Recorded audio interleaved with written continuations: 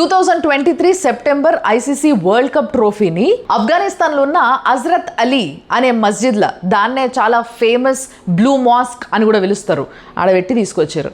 ICC champions trophy November 18, 2024న ఇస్లామాబాద్లో ఉన్న ఫైజల్ మాస్క్లో పెట్టి తీసుకొచ్చారు. అప్పుడంతా ఎవరికే నొప్పులు రాలేవు, కానీ ఐసీసీ T20 వరల్డ్ కప్ మొన్నటిది తీసుకుపోయి అహ్మదాబాద్ ఆంజనేయ స్వామి గుళ్ళ ఇట్లా అది అడుగు పెట్టంగానే కథమిగా అందరికి అన్ని నొప్పులు సురువైనాయి. మామూలుగా ఆంజనేయ స్వామికి దయ్యాలు పిశాచాలు భయపడతాయి అని అంటారు, మరి మీరెందుకో అంత ఉలికి పడుతున్నారు? మాజీ క్రికెటర్ కీర్తి ఆజాద్ ఏమో అగో గుళ్ళకి ఎందుకు తీసుకుపోయారు ట్రోఫీని, అదే చర్చిలకో మస్జిద్లకో ఎందుకు తీసుకుపోరు అని అంటే ఆయనకు అందరు రిప్లై ఇస్తున్నారు కింద, అయ్యా స్వామి ఆఫ్ఘనిస్తాన్లో పాకిస్తాన్లో మస్జిద్లకు పట్టుకపోయినారు ట్రోఫీలని, కావాలంటే చూడు అని ఆ వీడియోలు కూడా పెడుతున్నారు. మన దగ్గర కూడా అట్లా పట్టుకపోతాం మస్జిద్లకంటే ఎవ్వరు వద్దన్నారు, మంచిదే.